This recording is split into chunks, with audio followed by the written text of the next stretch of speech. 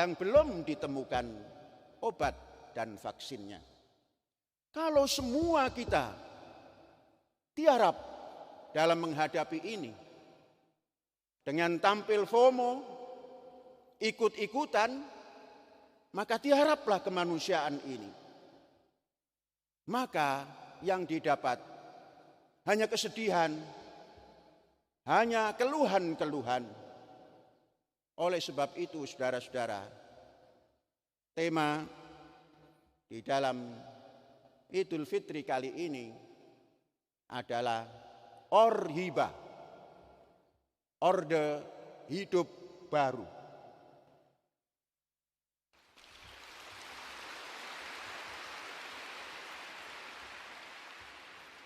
Apa itu orde?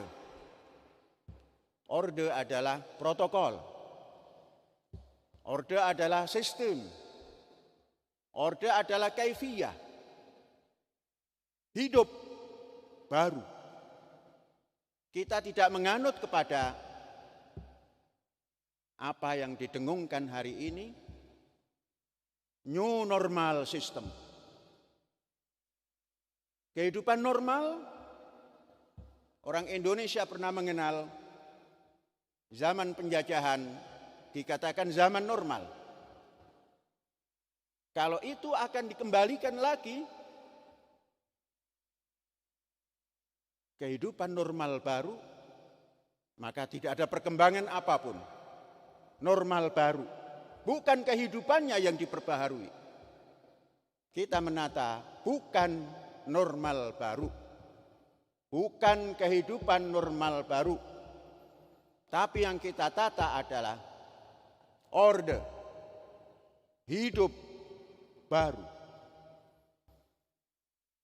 Hidup ini memang seperti ini, dan ini karunia, dan ini hak asasi yang paling unggul. Maka hidup inilah yang harus ditata. Menangani wabah yang seperti ini, kalau kita menata kehidupan keagamaan dengan gampang-gampangan, maka kehidupan keagamaan tidak pernah ada tajdid. Tidak ada barunya. Tidak akan ada pembaharuan dalam beragama. Mengapa kita berani seperti ini? Ini adalah usaha pembaharuan. Tengoklah soft kita. Perintah, tuntunan sunnah adalah sawwu sufufakum. Luruskan barismu. Luruskan softmu. Bukan rapatkan. Maka ini yang harus diperbaharui. Hidup beragama dalam peribadatan seperti ini harus diciptakan soft baru. Mampukah kita menciptakan soft baru seperti ini? Kalau masjid kita hanya 25 atau 50 kali 50, mustahil. Al-Hayat, kita punya masjid persiapan 40 kali 40, sudah tidak bisa mengikuti orde hidup baru dalam beribadah. Alhamdulillah, dalam masa seperti ini kita mulai mengisi kehidupan beribadah Idul Fitri 1441 ini di masjid yang boleh jadi mampu menata keagamaan, khususnya peribadatan dalam bentuk hidup baru, orde hidup baru.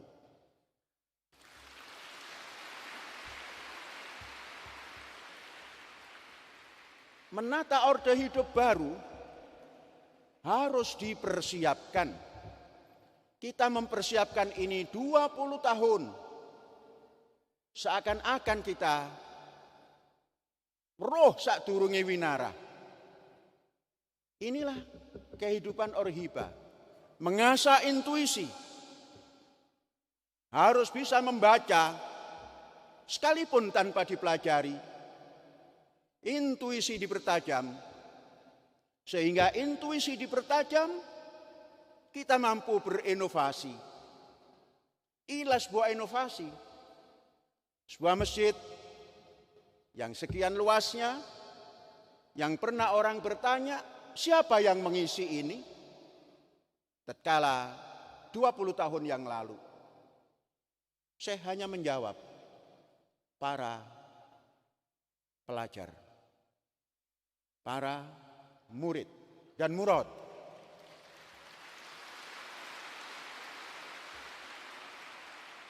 Dalam bahasa Sufi, murid dan para pembimbing dinamakan murad.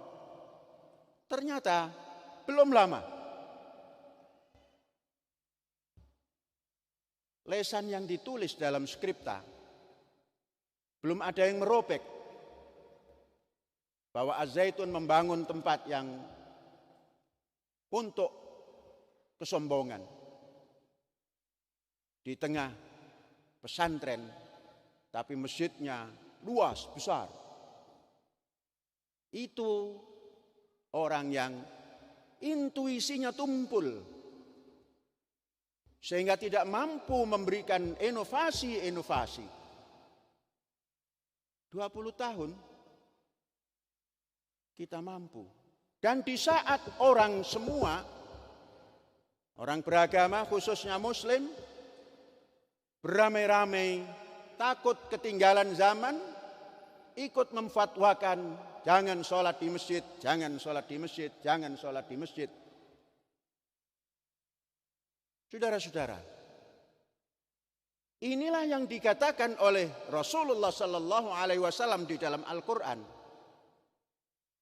Kalau masjid yang tidak mencukupi untuk dijadikan kehidupan keagamaan yang orhiba, maka tetap tidak mungkin. Rasul mengatakan, la masjidun ussisa 'ala taqwa. Inilah sebuah masjid yang didirikan dan dibangun di atas ketakwaan. Takwa dalam arti menghitung satu persatu. Bagaimana kalau diisi dengan jarak yang secara ilmiah? Karena jarak itu penting. Jarak itu penting. Di dalam Al-Quran yang disabdakan oleh Rasul melalui wahyu diungkapkan dalam surat Al-Mujadilah.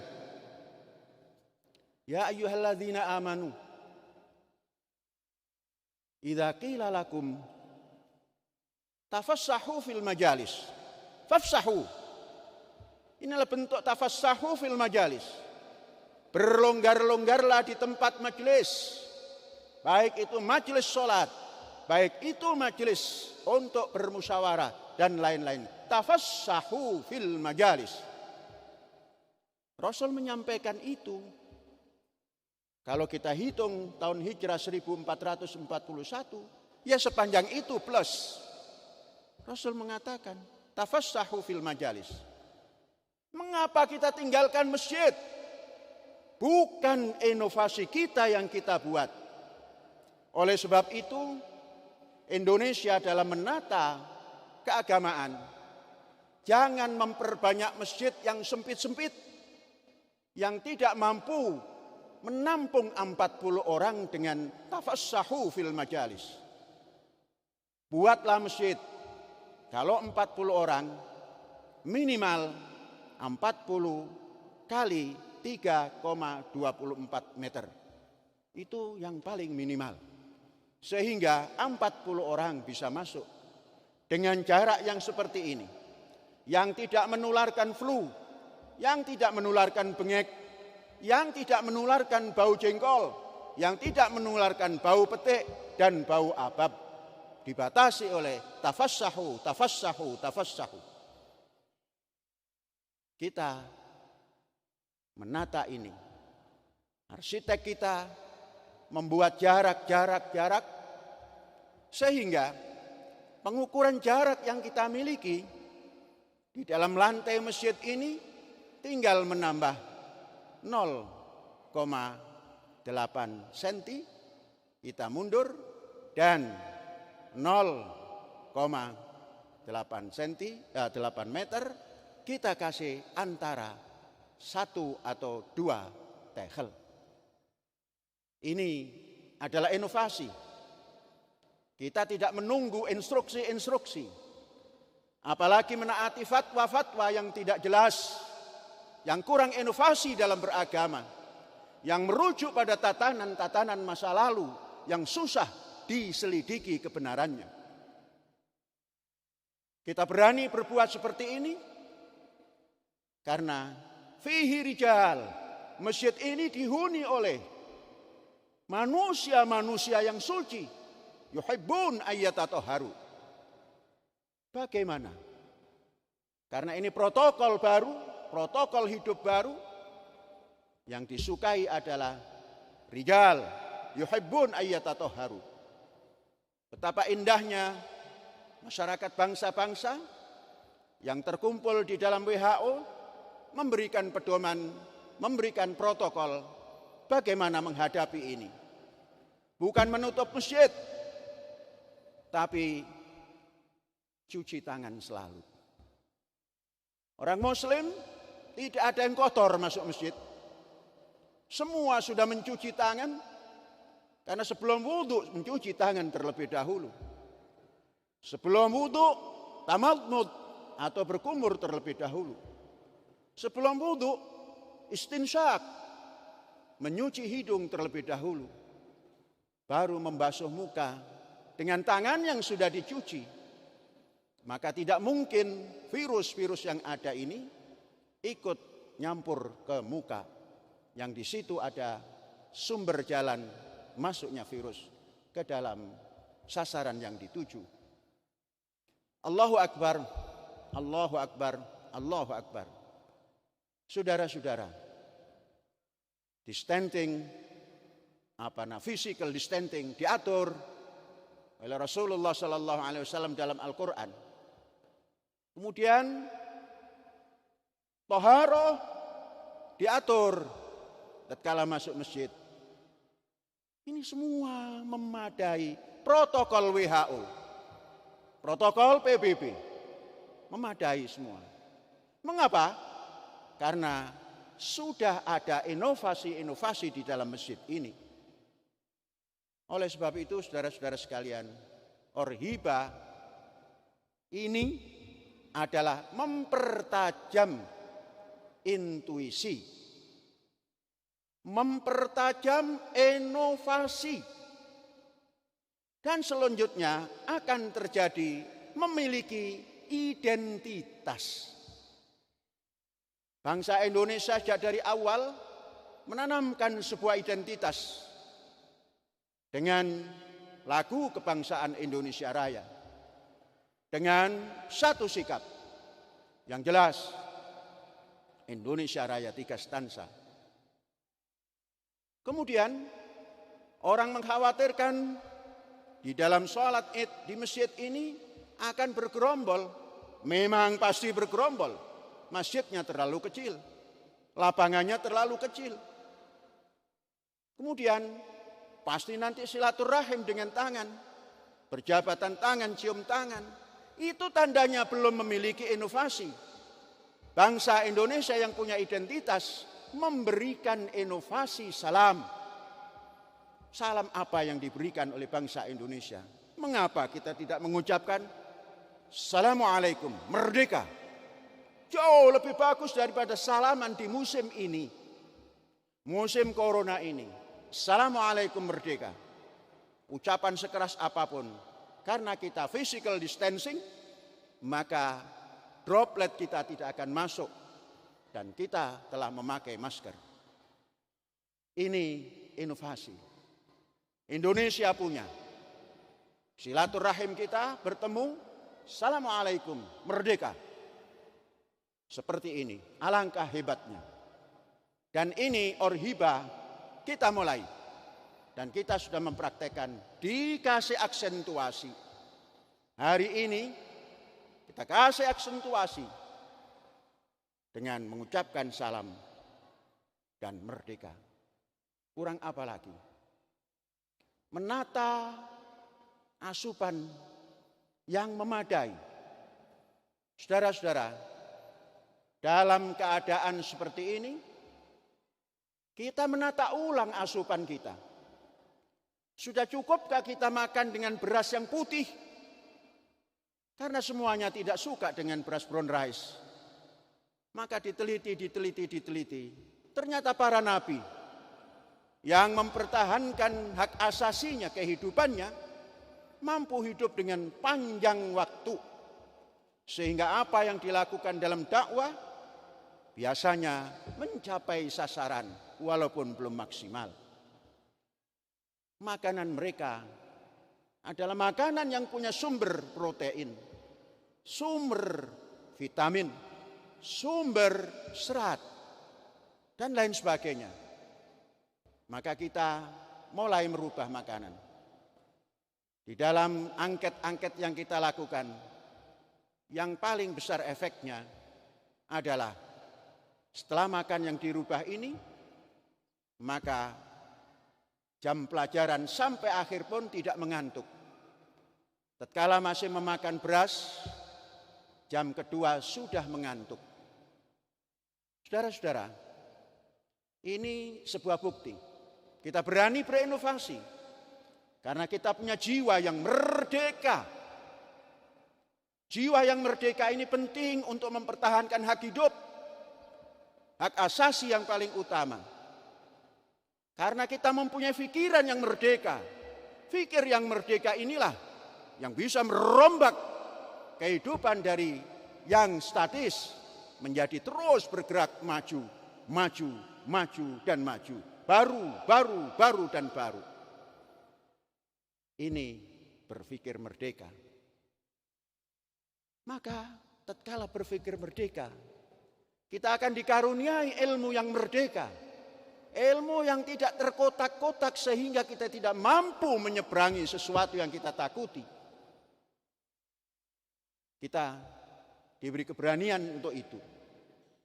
Saudara-saudara, kehidupan orhiba ini harus ditata dan dilakukan melalui pendidikan. Pendidikan, jangan pernah mengatakan pendidikan yang terbatas. Orientasi pendidikan kita adalah global education yang punya ciri-ciri global thinking, international thinking. Ini penting.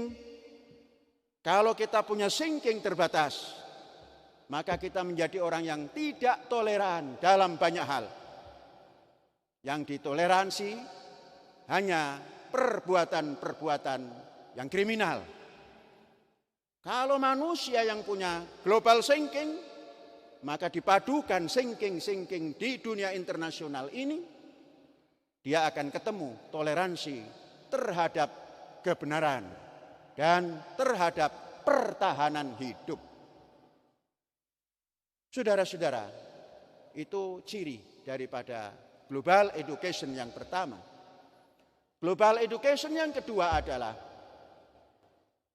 global solidarity, international solidarity. Dapatkah kita membuktikan kita memiliki international solidarity?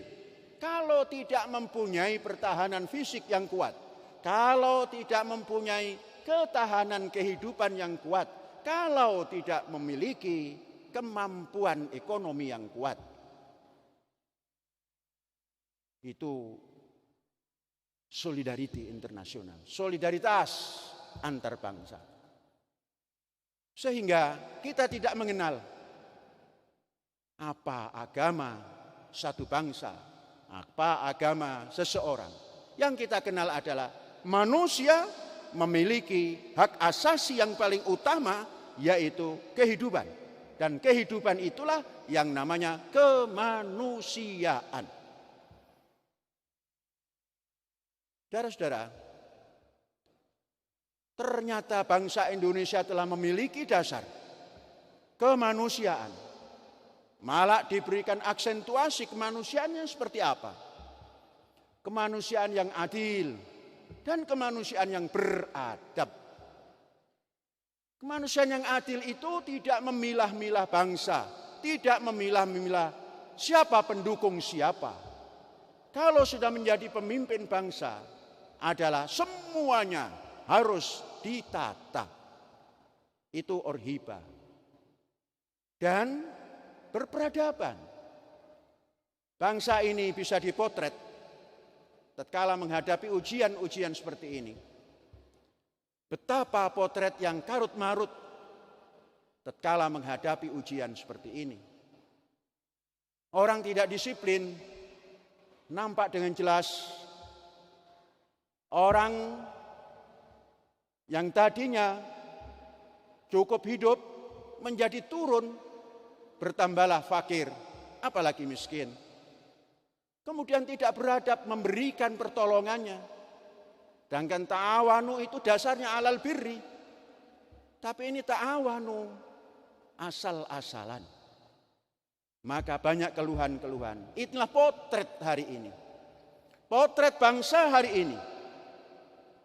Maka kita di dalam sini, tatkala bantuan sosial kita lakukan melalui zakat fitrah, kita tata dengan rapi, memanusiakan manusia yang berkemanusiaan ini. Memanusiakan manusia itu adalah peradaban. Orang hari ini banyak menampilkan citra, sehingga siapa yang membagikan, yang mestinya ada amilin, orang yang mempunyai jabatan tinggi, ikut-ikut tampil, sambil melempar-lempar itu bantuan.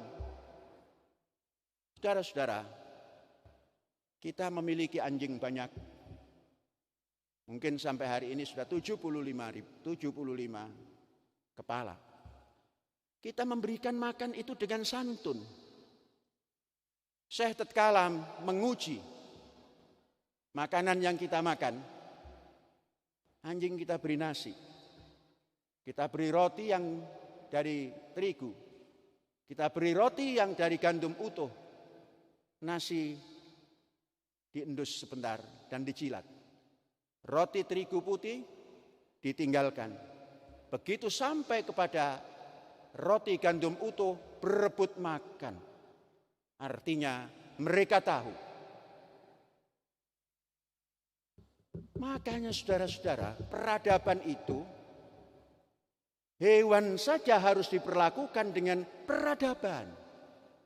Jangan sampai manusia dengan dalih membantu tanpa peradaban memberikannya.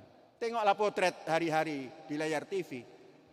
Betapa hebatnya manusia Indonesia memperebutkan bantuan-bantuan yang memang diperlukan, tapi caranya sangat tidak terlalu pantas dipandang. Belum orhiba, harus dirombak. Saudara-saudara sekalian, baru kita akan mempunyai identitas. Identitas ini perlu. Ya ayuhan nas, inna khalaqnakum min dzakarin wa unsa wa ja'alnakum syu'uban wa qabailan. Untuk berinteraksi harus punya kebangsaan. Kebangsaan inilah identitas. Maka kita meyakini kita harus mempertebal persatuan Indonesia. Inilah identitas Indonesia yang bersatu, yang tidak membeda-bedakan partai dan tidak membeda-bedakan suku, tidak membeda-bedakan agama. Yang ada hanya persatuan Indonesia. Tidak membedakan mayoritas dan minoritas. Semuanya harus bersatu dalam frame persatuan Indonesia. Identitas menjadi perlu. Saudara-saudara, kita dengan identitas keindonesiaan ini akan tampil di dunia bila kita mempunyai pendidikan tadi dengan cara yang kedua sudah, yang ketiga al-wad'u al-alami. International setting.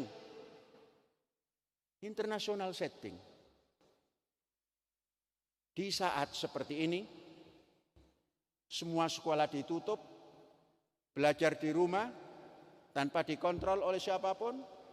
Yang bisa, yang tidak bisa ya tetap tidak bisa. Tapi kita memiliki inovasi. Kelas kita rubah. Yang tadinya 20 orang, kita anjurkan kurangi walaupun luas.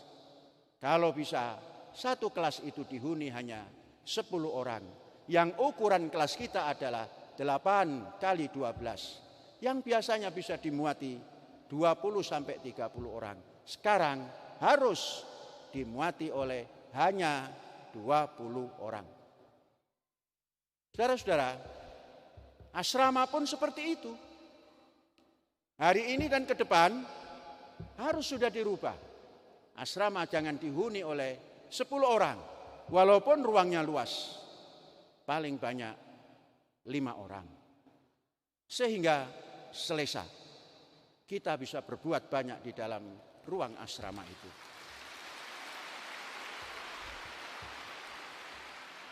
Pemakanan memenuhi unsur kesehatan.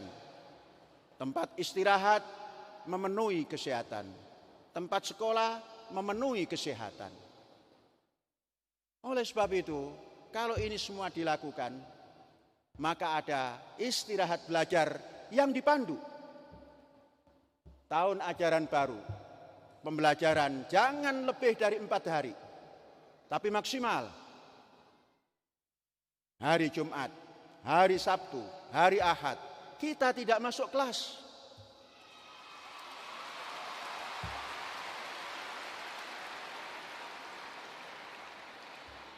Tapi kita belajar di alam.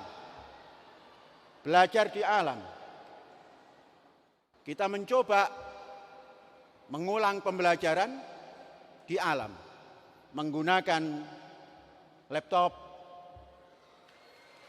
menggunakan komputer. Ini sebuah inovasi. Sehingga apa yang ada di sini bisa diserap oleh para murid dan bisa disampaikan oleh para murad. Sehingga apa yang didedahkan ini, apa yang diekspos ini bisa dirasakan oleh seluruh penghuni. Hadirin, ini upaya masuk pada orhiba. Ketahuilah bahwa manusia hidup ini selalu berhadapan dengan situasi yang mencekam. Situasi kelaparan. Dari zaman dulu sampai sekarang dan kapanpun akan tampil. Wabah, terutama virus, tidak akan berhenti. Perang, 3 unsur inilah yang terus mendampingi manusia. Oleh sebab itu, manusia dipesan oleh Rasulullah, alaikum anfusakum. Hai orang-orang mukmin, alaikum anfusakum, jaga dirimu baik-baik. La yadurrukum man dhalla idza tadaitum. Kamu tidak akan terganggu. Kamu memegang prinsip-prinsip, protokol-protokol yang telah ditetapkan. Kemudian sebagai pemimpinnya, wahfid janahaka liman ittaba'aka minal mu'minin. Seorang pemimpin harus mengayomi jenjang atau sayap, harus diayomkan pada seluruh umatnya yang mengikuti, yang mempercayai. Yang tidak percaya tidak perlu diurus. Orang nggak percaya, orang yang percaya urus baik-baik, jangan ada yang kelaparan. Di kampus kita ini jangan sampai ada orang yang mengatakan aku lapar. Kalau ada usul rotinya ditambah kita tambah.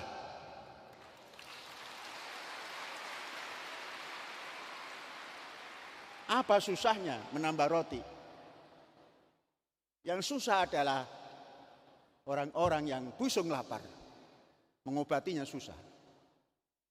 Saudara-saudara, inovasi yang ke depan, roti itu dimakan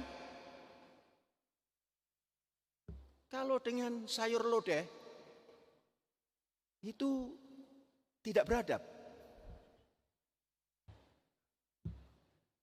Jadi kalau sedang makan sayur lodeh, singkirkan dulu rotinya.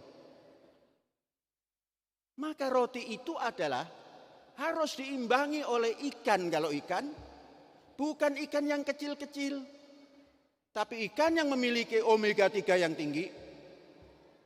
Itulah ikan yang bersumber dari laut dalam.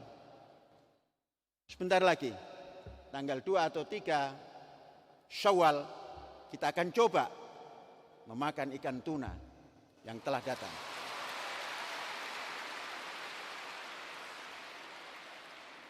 Kalau ayam, daging sapi, itu sudah biasa. Apalagi tempe. Tempe pun saya sudah mengadakan penelitian. Tempe yang sedikit harum, yang bisa dijadikan bumbu juga, saya sudah menemukan yang dinamakan tempe Dwi Tunggal, yaitu kedelai dan gandum disatukan menjadi tempe yang sangat lezat.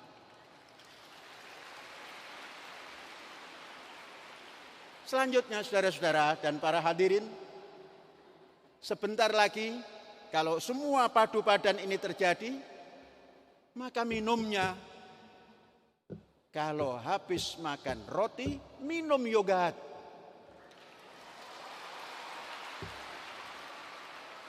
Ini baru kita punya ketahanan fisik, mental, dan mampu mengasah intuisi, mampu berinovasi, dan mampu menampakkan identitas keindonesiaan. Karena pemakanannya jauh daripada pemakanan yang tidak memenuhi persyaratan hidup. Dan ini harus ditempuh. Inilah orhiba. Kalau orhiba masih cemen-cemen, bukan orhiba, bukan baru. Normal baru yang iya. Ukurannya bisa diukur. Seperti tegel ini, 60 cm kali 110 cm atau 120 cm. Itu normal baru. Tadinya dari keramik, sekarang dari marmer, dari granit. Normal baru, Mas. Tapi kalau orde hidup baru, mengembang. Dari sisi pembangunan, dalam bulan Ramadan kita menyelesaikan lantai 1, walau belum sempurna. Syawal, lantai 2. Bagian pembangunan siap, 1 bulan lantai 2.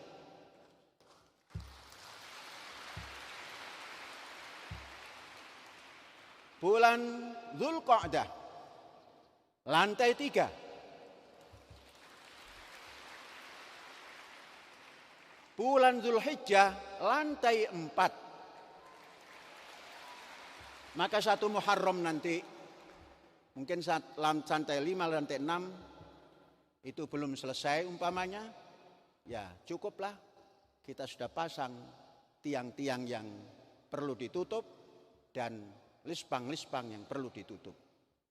Ini kita kerjakan bersama. Dalam Ramadan kita bisa kerja 24 jam. Di saat orang-orang mem-PHK-kan karyawan, di sini memberikan kesempatan kerja dengan protokol kesehatan yang jelas.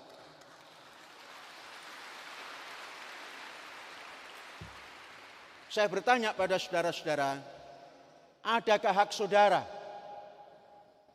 yang tidak diberikan? Gaji saudara yang tidak diberikan? Ada? Ya, bagus kalau tidak ada. Bahkan diberikan tambahan yang dinamakan kerja volunteer, kerja di masa cuti, minimal 2 jam sehari. Ternyata banyak yang mengambil lebih dari 2 jam. Saudara-saudara, ini membuktikan bahwa penataan itu lebih penting dan tidak gagap. Andainya kita tidak menata dari awal, menghadapi pandemi seperti ini pasti gagap. Sekarang ribuan pelajar, ribuan murid duduk bersama di sini. Walaupun kalau ditanya tidak sedih, tidak. tapi hatinya ingin pulang. Anak-anak mengatakan lockdown. Inilah hikmah, nak. Lockdown tapi membawa arti besar, bukan membawa sengsara besar. Tidak ada yang protes. Mengapa? Karena ruangan dibuka bebas, walaupun dibatasi. Ini memerlukan persiapan lebih dini. Sekarang kita mengambil hikmah pada hari ini. Indal imtihan yukramul mar'u au yuhan. Tatkala ujian, nilai manusia itu keluar, yang satu menjadi mulia, yang satu menjadi tidak mulia, kalaulah tidak dikatakan hina. Hari demi hari tidak bisa menyelesaikan apapun. Kemudian yang terakhir, kita masih menutup diri. Bahasa lainnya, masih lockdown. Pintu belum dibuka. Sampai nanti Jakarta sudah dibuka, Jawa Barat sudah dibuka, Banten sudah dibuka, Jawa Tengah sudah dibuka, Jawa Timur sudah dibuka, baru kita buka pintu besar yang di depan itu, dan anak-anakku boleh pulang, dan karyawan pun boleh melihat rumahnya.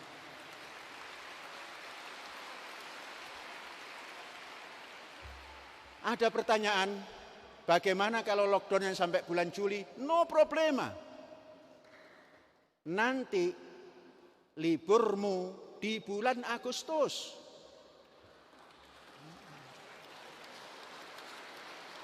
Ya, harus berani. Mengapa? Karena kamu lockdown di sini tetap belajar. Bukan main-main. Kamu sudah kelas 12, nak, yang tadinya baru 11. Sudah 1 semester yang kamu pelajari gara-gara lockdown. Maka kamu boleh nanti bulan Agustus, umpamanya Juli masih ditutup di luar, Agustus kamu boleh.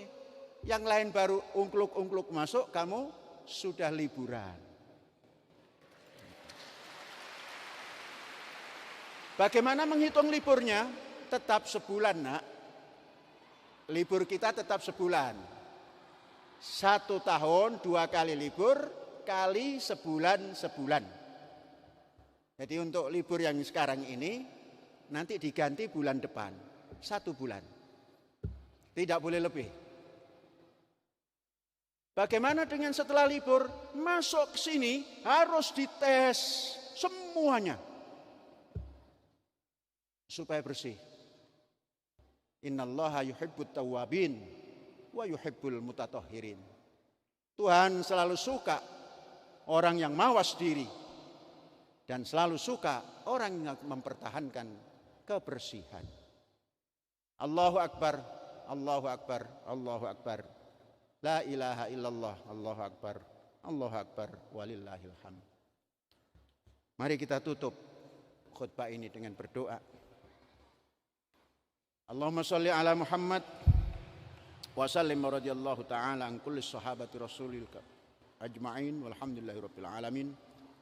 Allahumma antas salam wa minkas salam fa ilaika ya'udus salam wa hayyina rabbana bis salam wa adkhilnal jannata darus salam tabarakta rabbana fa ta'ala ya dzal jalali wal ikram.